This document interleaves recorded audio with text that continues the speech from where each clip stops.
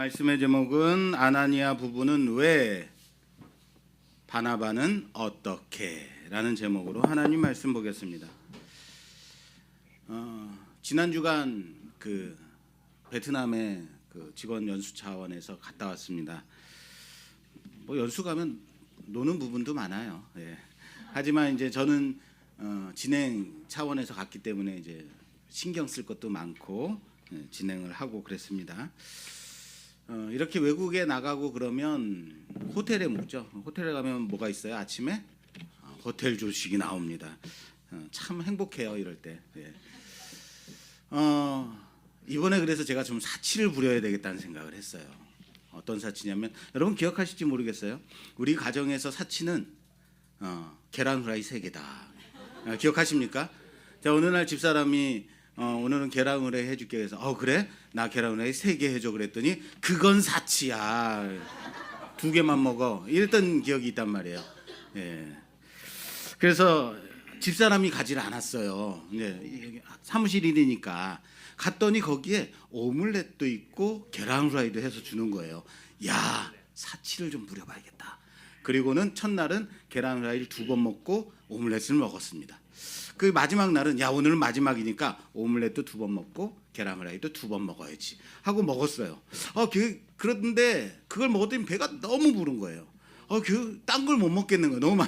너무 배불러서. 야, 내가 요즘 운동을 많이 안 해서 그런가? 알고 봤더니 그게 계란 후라이를 달라 그러면 계란 후라이를 2개를 주고 오믈렛도 계란을 2개를 해가지고 주는 거예요.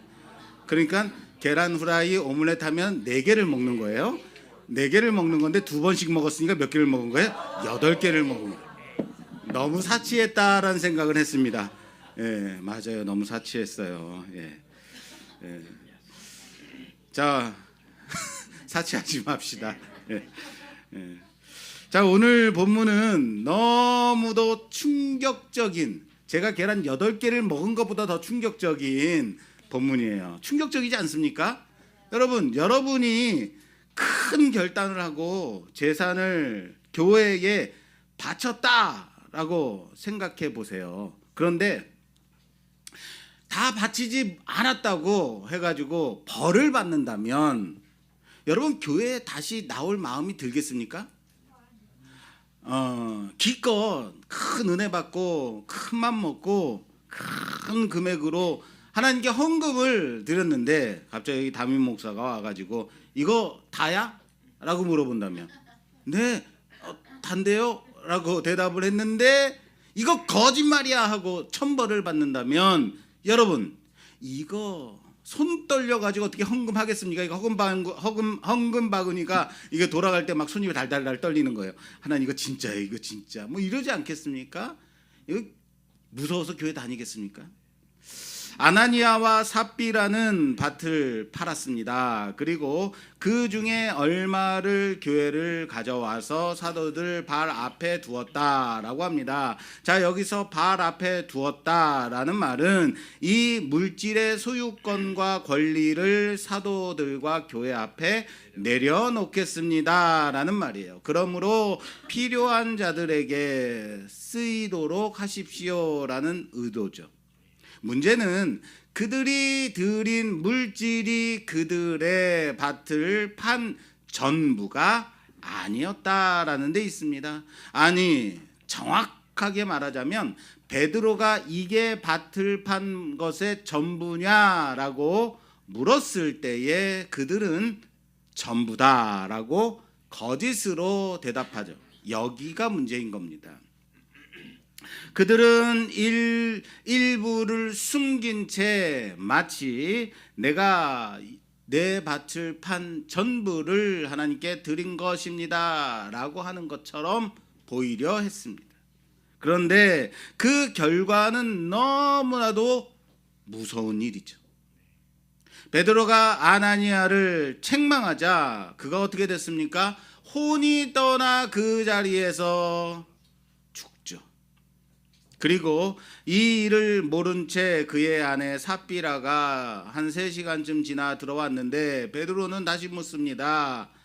그랬더니 삽비라는 어떻게 대답해요? 역시 거짓으로 내 전부를 드렸습니다라고 고하자 베드로의 책망에 그녀 또한 혼이 떠나 죽음을 당하게 됩니다. 자, 여러분, 오늘 여러분들 헌금 준비해 오셨죠? 여러분들이 준비한 그 헌금이 여러분들의 소득의 11조 정확하게 맞습니까? 아니면 어떡할 거예요? 예, 여러분들이 주정 헌금으로 작정한 그 헌금, 매주마다 드리는 그 금액 오늘 맞춰서 정확하게 가져왔습니까? 만약에 아니면 어떡할 거예요? 그런데 그렇지 않다고 여러분들이 그 자리에서 쓰러져 혼이 떠난다면, 야, 교회 무서워서 다니겠습니까? 야, 말씀교회 무서워서 못 다니겠어, 이런 일 벌어지지 않겠습니까? 여러분, 그런데 여기서 중요한 게 있어요. 아나니아는 드렸죠.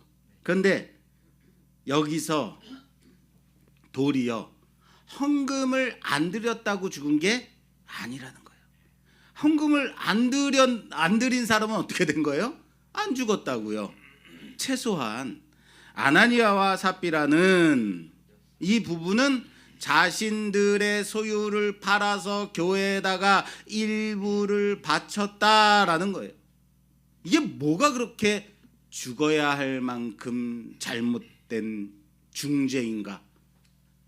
그만큼이라도 드렸는데 누구 집사는 하나도 안 드리고 교회만 잘 다니더라, 이럴 수 있잖아요. 그래서 오늘 제목이 아나니아 부부는 왜인 거예요. 아나니아 부부는 왜 죽어야만 했을까? 마케팅 기법 중에 공포 마케팅이라는 것이 있다고 합니다. 사람들의 두려움을 자극해서 자신이 팔고자 하는 물건을 또는 이익을 극대화시키는 기법이에요. 우리나라에서 가장 성공한 공포 마케팅 기법은 저는요, 정수기 사업이라고 생각해요. 자, 우리 어렸을 때 운동장 실컷 막 뛰어다니다가 놀다가 어디 가서 물 마셨어요? 수도가에 가서 수도 틀어가지고 입 대고 물 마셨죠. 예, 그래서 죽은 아이가 있다 없다? 가끔은요, 수돗물을 틀었는데 뻘건 녹물이 나올 때도 있어요. 그럼 어떻게 해요? 기다렸다가 맑은 물이 나오면 마셨어요. 그런데 그 물 먹고 배 아파 잘못된다는 뉴스를 본 적이 없습니다. 도리어 우리 그 물 먹고 잘 자랐잖아요. 그런데 언제부턴가 우리나라 수도관이 노후됐고 문제가 심각하다라는 기사가, 뉴스가 뜨기 시작했습니다. 그리고 그에 맞춰서 무엇을 팔기 시작했냐면 정수기를 팔기 시작했어요. 집집마다 이거 달아야 됩니다. 우리가 그때는 얼마나 웃겼냐면, 야, 이러다 생수도 팔겠다. 그런데 그런 일이 벌어졌어요. 그리고 지금은 어떻습니까? 정수기 없는 집이 없어요. 이번에 베트남에 갔더니 가이드가 신신당부하는 말이 뭐냐면, 절대로 물을 그냥 마시지 마세요. 아무 데서나 주는 물 그냥 마시면 안 됩니다. 호텔 수돗물이라 하더라도 절대 마시면 안 됩니다. 강조를 하더라고요. 왜냐하면 베트남 물에는 석회 성분이 많아서 물을 잘못 마시면 물갈이하고 그 며칠 동안 탈이 나가지고 아무것도 못한다라는 말을 하더라고요. 그러면서 덧붙인 말이 뭐냐면, 세계에서 가장 깨끗한 물이 바로 우리 대한민국의 물이다 라고 말하더라고요. 그렇습니다. 맞습니다. 세계에서 가장 깨끗이 정수되고 관리되고 깨끗한 물, 수돗물을 그냥 마셔도 되는 나라는 우리나라밖에 없다는 거예요. 기가 막힌 거예요. 그런데 우리는 어떻습니까? 절대 그대로 그 물 마시지 않는다라는 거예요. 꼭 정수기 물을 마시든지 파는 생수를 사 마셔야 한다라는 거예요. 다 공포 마케팅의 작용 때문이다라고 저는 생각합니다. 또 한 가지, 요즘 뉴스를 보면 어떤 얘기가 많이 나오냐면 국민연금이 고갈된다라는 뉴스들이 많이 나와요. 예, 내는 사람보다 받아야 되는 사람들이 더 많기 때문에 이거 개혁해야 된다, 바꿔야 된다라는 그런 시도들을 많이 하고 있습니다. 물론 그 시대에 따라서 수급과 공급이 맞아 떨어져야 되는 것은 맞는 얘기입니다. 그런데 국민연금 고갈된다 해서 무엇이 이익을 보는지 아십니까? 이런 뉴스들이 많이 나오면 사적연금이요. 무슨 말인지 아시겠어요? 보험사들이 연금 이 수익이 어마어마하게 올라가더라라는 거예요. 언제부턴가. 그러니까 사적 연금을 들어서 노후를 보장받아야 된다, 준비해야 된다라는 광고들 엄청 많이 나온단 말이에요. 그리고 사람들은 맞아, 국민연금으로는 안 되겠지라고 해서 보험을 많이 들게 돼요. 저는 이것 또한 공포 마케팅 중에 하나다라고 생각합니다. 연금은 수요와 공급의 수적 관계로 보는 것뿐만 아니라 무엇을 보냐면 연금의 계산 방식으로 봐야 된다라는 어느 학자의 글을 본 적이 있습니다. 만약에 교회 안에 이런 공포가 일어난다면 어떻게 될까요? 마케팅에 성공할까요? 실패할까요? 자, 성공했는지 실패했는지는 다음 주에 이어서 볼 겁니다. 자, 오늘 이 사건이 초대교회의 이러한 공포 마케팅으로 일어난 사건인가? 하나님이 강력하게 아나니아 부부를 처벌하셔가지고 일벌백계로 삼으신 사건인 건가? 왜 이렇게 너무 심한 처벌을 하셔야만 했을까? 왜 하나님은? 왜? 이 사건을 어떻게 우리는 이해해야 되는가? 헌금을 다 바치지 않았다는 이유로 하나님께서 그들을 심판하신 것인가? 그렇다면 하나님은 너무 가혹하신 하나님이 아닌가? 뭐 이런 생각들, 이런 질문들을 들 수 있습니다. 이게 단순한 재정적인 물질적인 문제가 아니라면요, 여러분. 하나님께서 이 사건을 통해서 교회에 가르치고자 하신 것이 있다면 이들의 죄악이 무엇인지 우리는 본문을 통해서 봐야 됩니다. 적게 드려서 아닙니다. 본문 볼까요? 오늘 3절 말씀에서 4절 말씀 봉독해 주세요. 3절에서 4절입니다.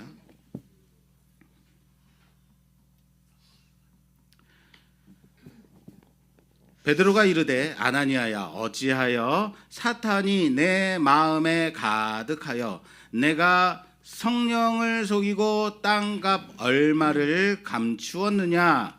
땅이 그대로 있을 때에는 내 땅이 아니며 판 후에도 내 마음대로 할 수가 없더냐.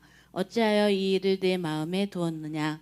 사람에게 거짓말한 것이 아니요 하나님께로다. 아멘. 자, 우리는 오늘 이 질문을 깊이 생각해야 돼요. 아나니아와 삽비라의 죄는 단순한 헌금 문제였던가? 아니면 더 깊은 차원의 죄가 있기 때문인가?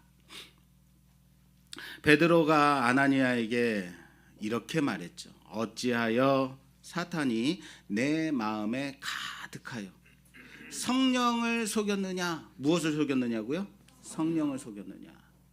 사람에게 거짓말한 것이 아니다. 누구에게 거짓말한 것이라고요? 하나님께 거짓말한 것이다.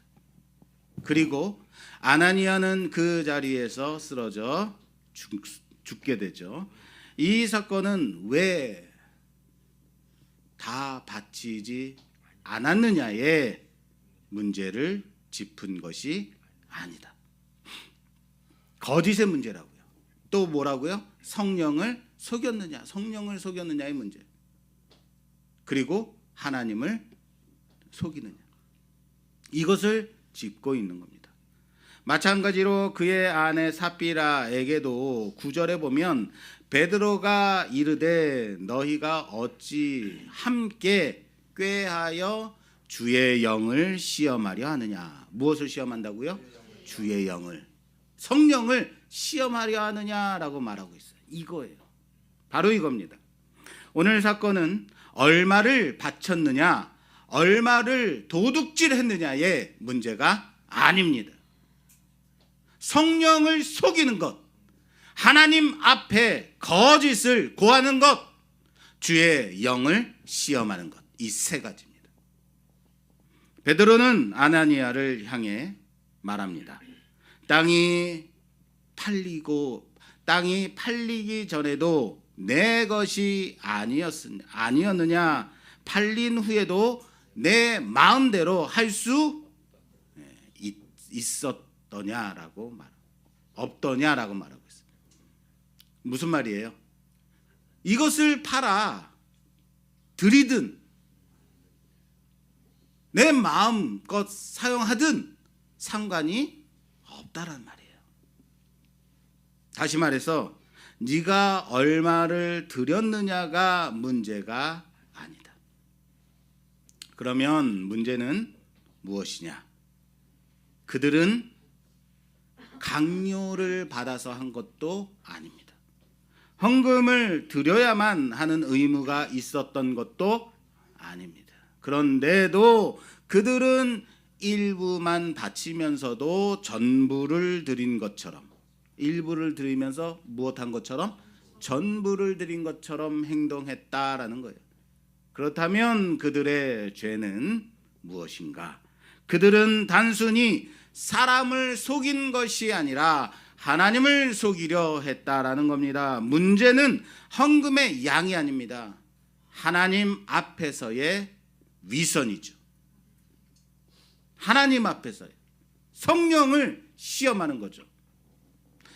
하나님은 거룩한 공동체를 세우시는 시점에서 그 공동체를 위선으로 더럽히려 했던 것을 관과하지 않으셨다는 거예요. 시작되는 공동체, 초대교회가 위선으로 시작되기를 원하시지 않았다라는 얘기예요. 이 점에서 우리는 갈라디아서의 말씀을 기억해야 됩니다. 갈라디아서 6장입니다. 갈라디아서 6장 7절에서 8절 말씀 봉독해 주시겠어요? 갈라디아서 6장 7절에서 8절입니다. 스스로 속이지 말라. 하나님은 업신여김을 받지 아니하시나니 사람이 무엇으로 심든지 그대로 거두리라. 자기의 육체를 위하여 심는 자는 육체로부터 썩어질 것을 거두고 성령을 위하여 심는 자는 성령으로부터 영생을 거두리라. 할렐루야.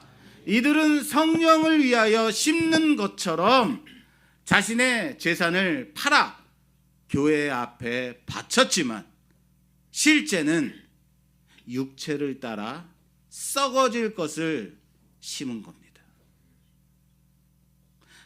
아나니아와 삽비라는 하나님을 속일 수 있다고 생각했다고요. 사람들 앞에서 신앙이 좋은 척하며 살 수 있다. 좋은 신앙인이네, 대단한 애라는 칭찬을 받을 수 있다고 생각했다고요. 하나님도 속아 넘어가실 줄 알았다고요. 왜요? 내가 팔아서 바쳤으니까.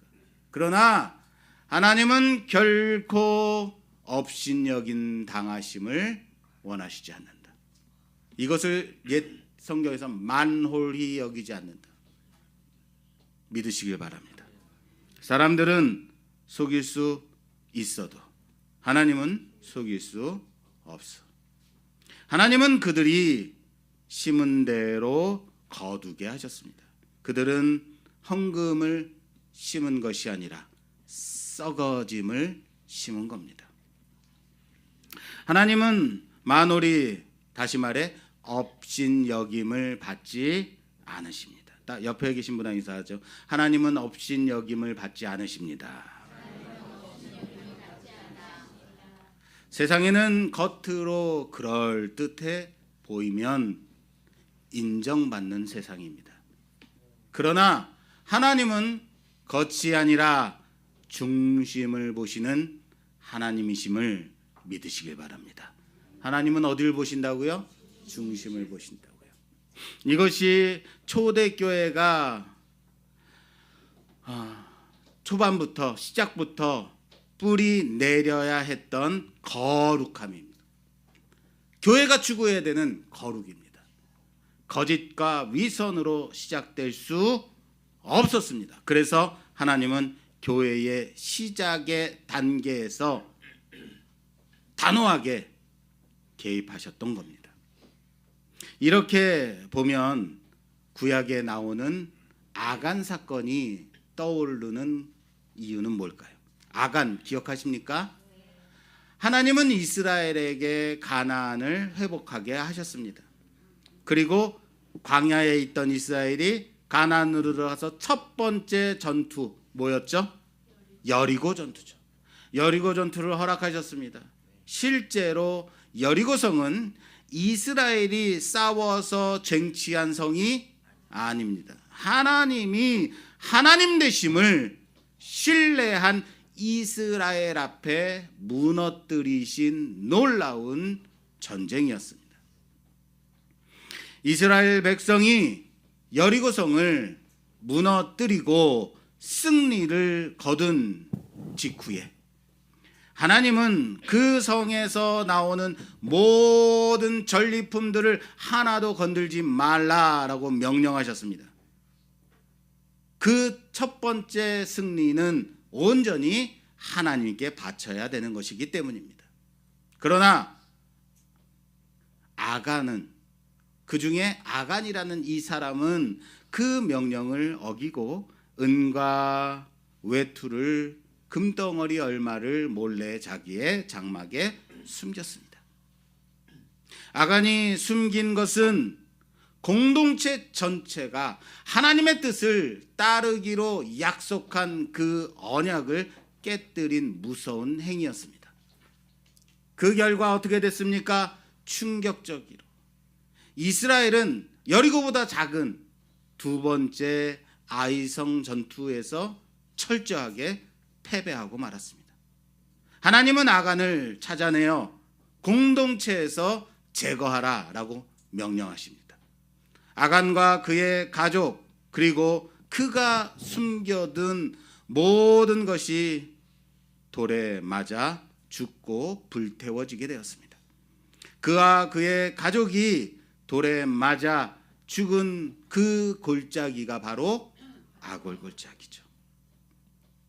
왜 하나님의 처벌이 그렇게 그토록 엄중해야만 했을까? 오늘 말씀하고 연결되지 않으십니까? 여러분, 그래봤자 아간이 가진 게 얼마나 되겠어요? 금덩이 얼마겠죠? 외투 몇 벌이잖아요. 바로 이 지점이에요. 그 정도, 그것도 못 가져요? 이 정도는 가능한 것 아닌가요? 이유는 분명합니다. 하나님은 이제 막 약속의 땅에 들어선 이스라엘이 타협과 위선 위에 세워지기를 원하시지 않았습니다. 하나님의 공동체는 철저히 거룩함 위에 세워져야 했기 때문입니다. 초대교회도 마찬가지였습니다. 오순절 성령의 강림 이후 교회는 세워지고 있었습니다.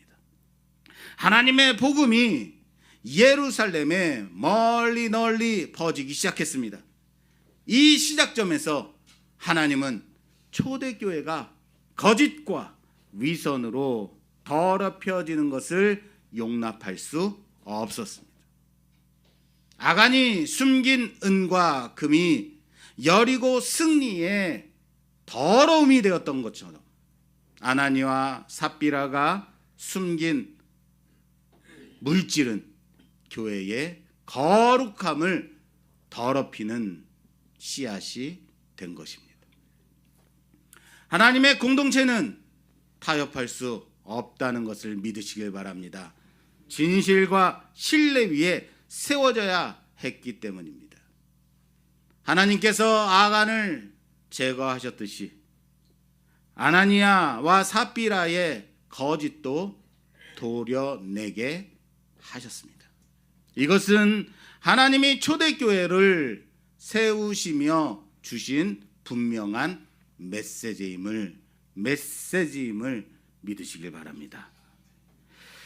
이 공동체는 세상의 방식으로 운영될 수 없는 공동체입니다.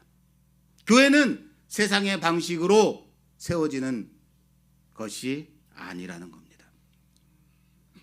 하나님의 임재가 거하시는 교회는 거룩함 위에 세워져야 함을 믿으시길 바랍니다. 우리 옆 사람과 인사하죠. 교회는 거룩함 위에 세워져야 됩니다. 믿으십니까? 하나님은 초대교회가 거룩한 공동체로 세워지기를 원하셨습니다. 그런데 거짓된 헌신이 그 안에 들어오려 했습니다. 단순한 돈의 문제, 물질의 문제가 아니라 하나님의 성령을 속이고 공동체를 위선으로 더럽히려 한 무서운 죄악인 겁니다. 이 사건의 이것이 바로 이 사건의 본질이에요.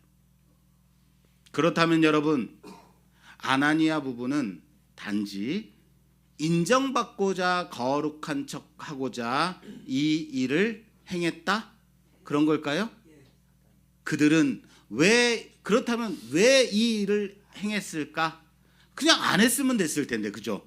안 해도 되는데 왜 했을까? 이것을 이해하기 위해서 오늘 본문의 앞 내용을 알아야 합니다. 자, 오늘 본문이 몇 장이에요? 사도행전 5장. 그 앞에는 몇 장이 있어요? 4장. 잘하시네요. 우리가 지난주에 교회에 닥친 첫 번째 핍박을 살펴봤습니다. 교회는 더욱 담대히 예수의 이름을 전했음을 봤습니다. 그리고 그 본문의 결론은 어떻게 되었냐면 사도들은 큰 권능으로 담대히 복음을 전했고 사람들은 큰 은혜를 받아 자신의 소유를 팔아 사도들의 발 앞에 두었다. 그들이 각 사람의 필요를 따라 가난한 자들에게 나누어 주었다. 이것이 결론이었죠. 그리고 그 다음이 뭐냐면요. 4장 가볼게요. 사도행전 4장 36절에서 37절 말씀. 36절에서 37절 말씀 봉독해 주시겠어요? 구브로에서 난 레위족 사람이 있으니 이름은 요셉이라. 사도들이 일컬어 바나바라, 번역하면 위로의 아들이라 하니 그가 밭이 있음에 팔아 그 값을 가지고 사도들의 발 앞에 두니라. 아멘. 자, 여기 바나바라는 사람이 나옵니다. 바나바, 그의 원래 이름은 뭐예요? 요셉. 요셉이 이름이에요. 그런데 사도들은 그에게 별칭을 하나 지어줍니다. 그렇습니다. 바나바, 바나바입니다. 네, 바 아들이다, 나바 위로. 그래서 그 별명의 의미가 위로의 아들, 위로를 잘하는 사람이었던 것 같아요. 그죠? 그만큼 바나바는 사람들에게 존경을 받는 사람이었습니다. 자, 귀한 사람이죠. 교회에 정말로 필요한 사람. 그리고 바로 이어서 오늘 본문 나오는 거예요. 오늘 본문 아나니아 부부 사건. 아나니아 부부도 바나바가 사도들 앞에 자신의 밭을 팔아 사도를 발 앞에 둔 것처럼 자신들도 그렇게 했다는 거예요.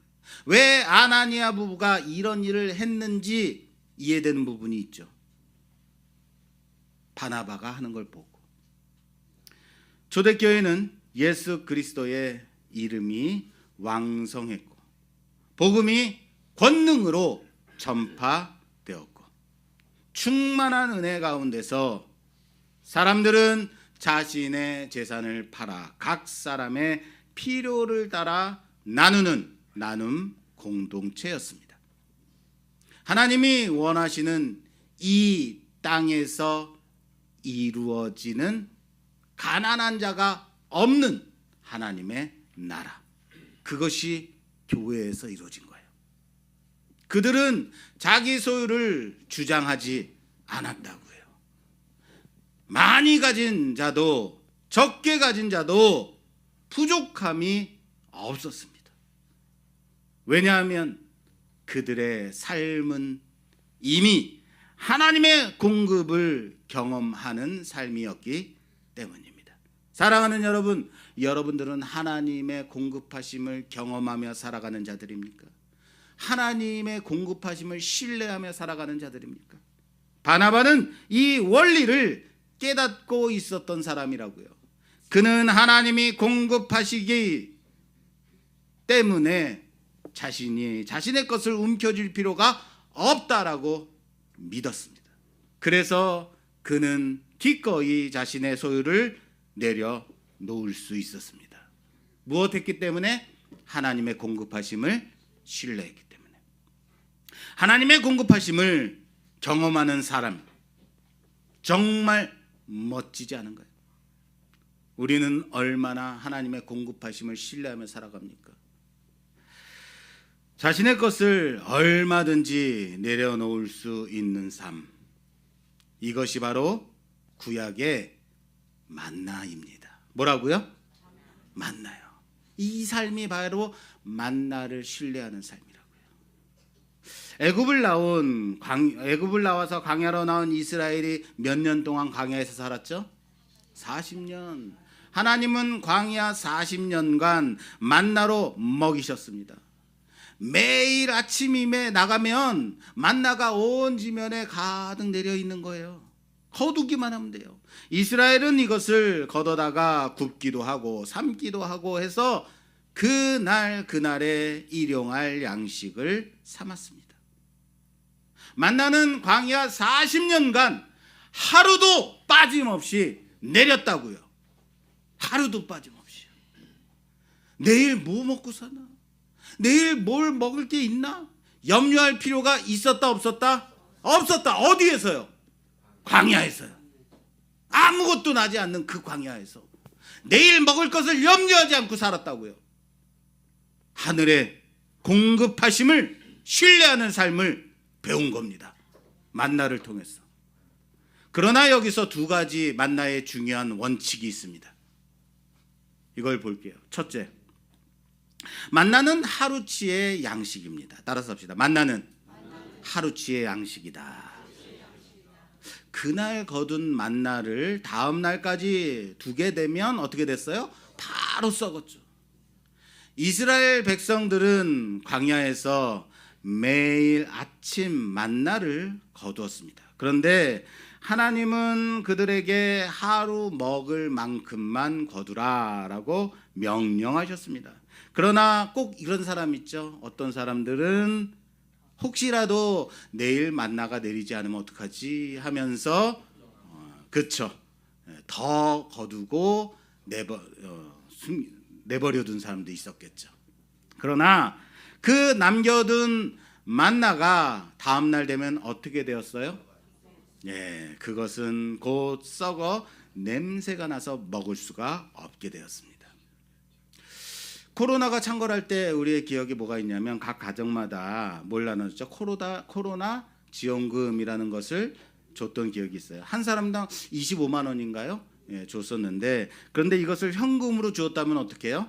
예, 통장에 넣어두고 쓰지 않죠. 이때 뭐로 주냐면 지역화폐, 기간이 있는 지역화폐로 줬던 기억이 있습니다. 그래서 지역 상권을 살리겠다라고 했죠. 어느 기간이 지나면 사라지기 때문에 그 기간 동안 꼭 어떻게 해요? 다 소비해야만 하는 거예요. 그랬더니 어떻게 됐습니까? 소비도 살고. 왜? 내가 25만 원 받으면 꼭 25만 원 쓰는 거 아니잖아요. 좀 더 쓰게 되죠. 예, 지역 상인들 당시에 돌아다니지 못하니까 상인들이 거의 소상공인들이 다 죽는다 했는데 상인들도 살리게 되는 놀라운 일들이 벌어졌습니다. 그렇습니다. 돈은 돌고 돌아야 되기 때문에 돈이다라고 말하는 사람이 있습니다.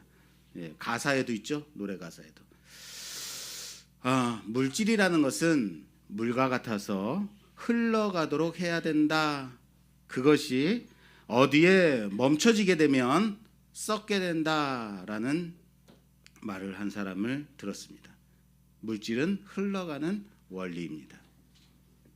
그런 면에서 저는요, 개인적으로 기본소득에 동의하는 바입니다. 북유럽 국가들, 복지가 잘 돼 있는 나라들은 어때요? 기본소득이 충분히 되고 있죠.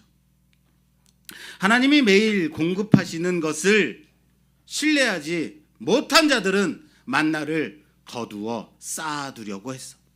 그러나 그렇게 쌓아두었던 때 그것은 결국 아무 쓸모 없는 썩어진 것이 되었습니다. 이 썩음의 원리를 예수님께서도 말씀하셨습니다. 강조하셨습니다. 예수님은 썩을 양식을 위해 일하지 말고 영생하도록 있는 양식을 위해 일하라 라고 말씀하셨습니다. 할렐루야. 무엇을 위해서 일할 것인가? 세상의 양식은 결국 사라지고 맙니다. 많이 쌓아두게 되어도, 움켜쥐게 되어도 결국은 썩어버린다고요. 하나님을 신뢰하지 못하고 내 주먹을, 내 생각을, 내 계획을 위하여 움켜쥐려는 인간의 본성은 만나를 남겨두었던 이스라엘 백성들과 다를 바가 없는 겁니다. 오늘 이 바나바는 이 원리를 알았습니다. 경험했습니다. 하나님의 공급하심으로 움켜질 필요가 없음을 그는 깨달았습니다. 그는 자신의 것을 많이 가지고 있는 것이 안전을 보장해 주는 것이 아니라 하나님이 매일 채워주시는 것이 진정한 안전이라는 것을 믿었습니다. 그래서 그는 움켜쥐지 않고 기꺼이 내려놓을 수 있었던 겁니다. 이게 바나바는 어떻게인 겁니다. 초대교회의 성도들의 신앙이 바로 이런 모습이었습니다. 그런데 아나니아는 이것을 왜곡시켜 버렸. 그리고 만나의 두 번째 중요한 원리를 살펴보겠습니다. 많이 거둔 자도 적게 거둔 자도 부족하지 아니한 한 오멜의 원리. 따라서 합시다. 만나는 한 오멜의 원리이다. 찾아볼까요? 출애굽기입니다. 출애굽기 16장. 출애굽기 16장 16절에서 18절 말씀까지 봉독해 주세요. 여호와께서 이같이 명령하시기를 너의 각 사람은 먹을 만큼만 이것을 거둘지니 곧 너의 사람 수요대로 한 사람의 한 오멜씩 거두되 각 사람이 그의 장막에 있는 자들을 위하여 거둘지니라 하셨느니라. 이스라엘 자손이 그같이 하였더니 그 거둔 것이 많기도 하고 적기도 하나 오멜로 되어 본즉 많이 거둔 자도 남음이 없고 적게 거둔 자도 부족함이 없이 각 사람은 먹을 만큼만 거두었더라. 아멘. 자, 한 사람당 얼마요? 한 오멜이에요. 그렇지만 말씀에도 분명히 되어 있어요. 많이, 그 중에는 많이 거둔 사람도 있고 적게 거둔 사람도 있더라. 저울을 가지고 다니면서 재면서 한 오멜 됐나 안 됐나 이렇게 잰 게 아니기 때문에 의도했던 하지 않았던 정확히 한 오멜만 거둘 수는 없는 겁니다. 말씀도 많이 거둔 사람도 적게 거둔 사람도 있었다라고 말하잖아요. 그러나 부족함이 없대요.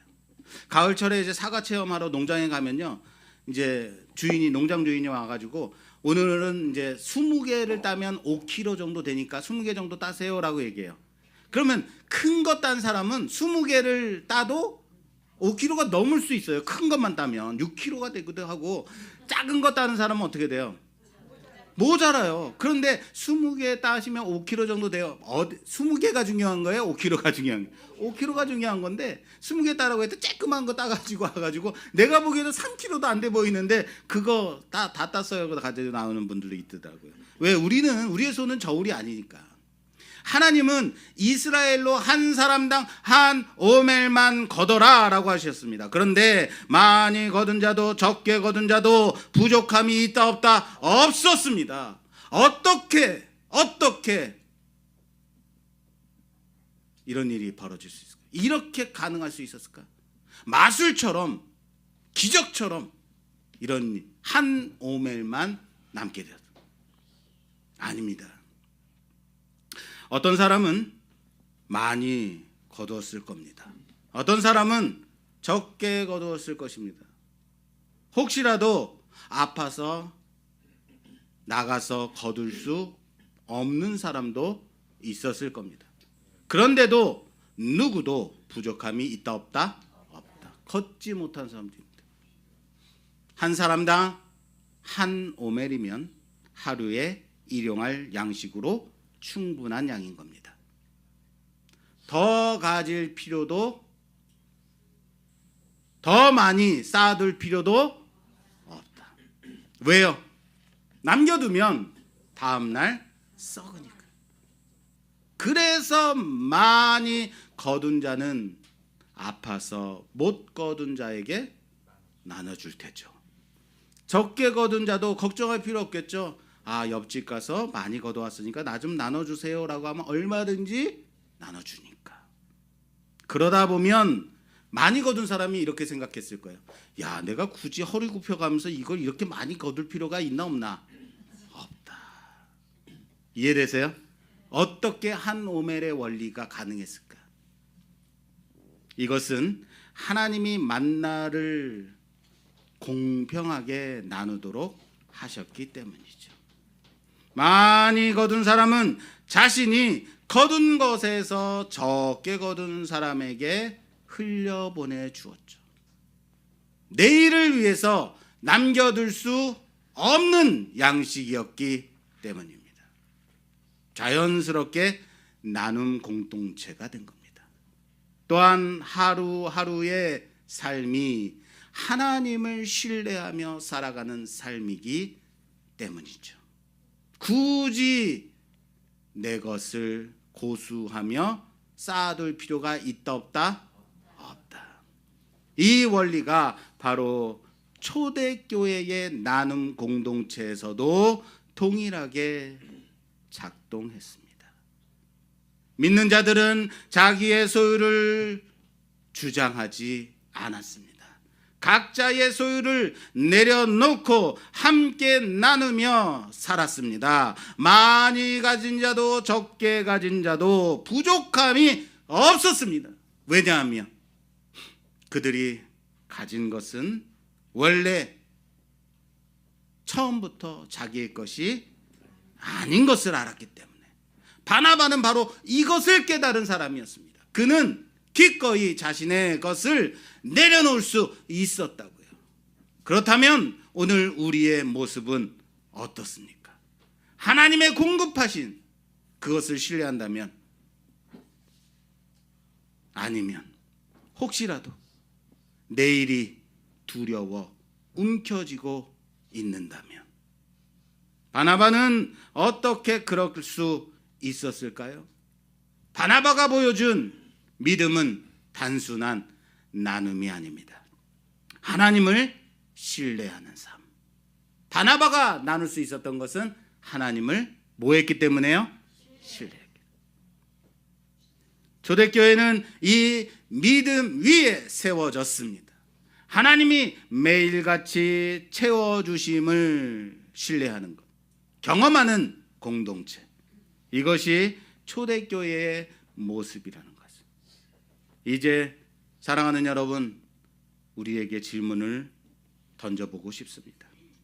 나는 지금 바나바처럼 하나님을 신뢰하며 살아가고 있는가? 아니면 아나니아처럼 드러난 신앙이 있지만 실제로는 움켜쥔 채로 살아가고 있는가?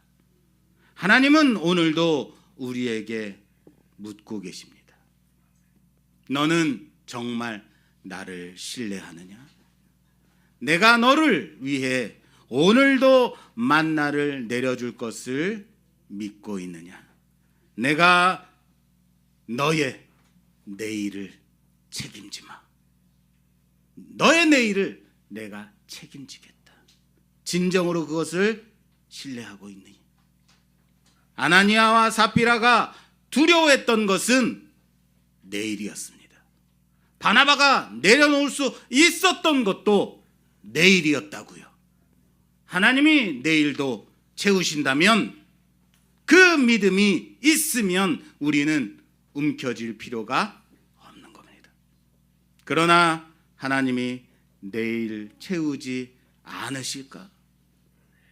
두려우면 우리는 나누지 못하죠.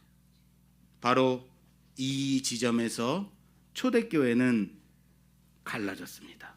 어떤 이는 믿음으로 내려놓았습니다. 그러나 어떤 이는 위선으로 꾸며 놓았습니다. 어떤 이는 성령을 경험했고 어떤 이는 성령을 속이려 했습니다. 어떤 이는 살았고 어떤 이는 죽었습니다. 이것이 무섭고 두려운 이야기만 될까요?